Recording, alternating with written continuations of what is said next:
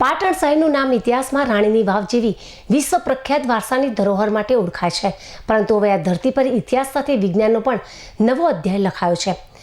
Regional science centre Patan જે વિજ્ઞાન પ્રેમી દરેક માટે પ્રેરણાનું કેન્દ્ર બની ગયું છે.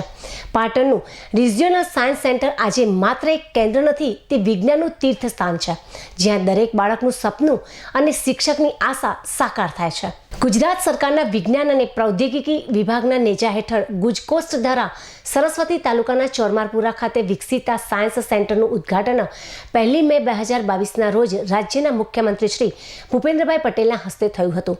માત્ર 3 વર્ષના ટૂંકા ગાળામાં જ આ સેન્ટર ગુજરાતમાં જ નહીં, સમગ્ર દેશ માટે વિજ્ઞાનનું જીવંત પ્રતીક બની ગયું છે.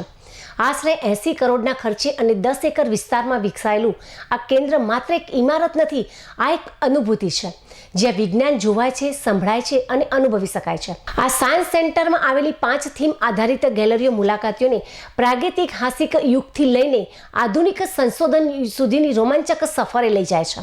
સેન્ટરમાં આવેલું 5D થિયેટર તેમજ ડાયનાસોર રાઇડ, ફોસિલ ખોદકામ ઝોન અને VR અનુભવો બાળકો તથા યુવાનોને વિજ્ઞાનની દિશામાં જીવંત રીતે ડૂબી જવાની તક આપે છે. અહીંનું વાતાવરણ જિજ્ઞાસાને જન્મ આપે છે.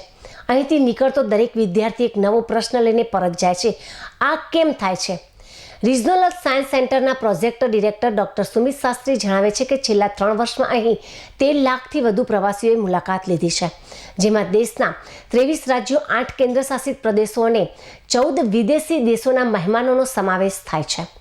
આ કેન્દ્ર દ્વારા અત્યાર સુધી 2500થી વધુ વૈજ્ઞાનિક કાર્યક્રમો તેમજ 530 વર્કશોપ્સ, 895 વિજ્ઞાન શો તેમજ 355 વિજ્ઞાન દિવસોત્સવ અને 180 નિષ્ણાંત પ્રવચનો યોજાયા છે. વિજ્ઞાનની આ પરિવર્તન યાત્રા દ્વારા અત્યાર સુધી 6 લાખથી વધુ વિદ્યાર્થીઓ, શિક્ષકો, મહિલાઓ, ખેડૂત અને દિવ્યાંગ બાળકોને સીધો લાભ મળ્યો છે. આ આંકડો માત્ર આકર્ષક નથી, તે સાબિત કરે છે કે પાટણનું આ સાયન્સ સેન્ટર એક હરતી ફરતી વિજ્ઞાન યુનિવર્સિટી બની ગયું છે.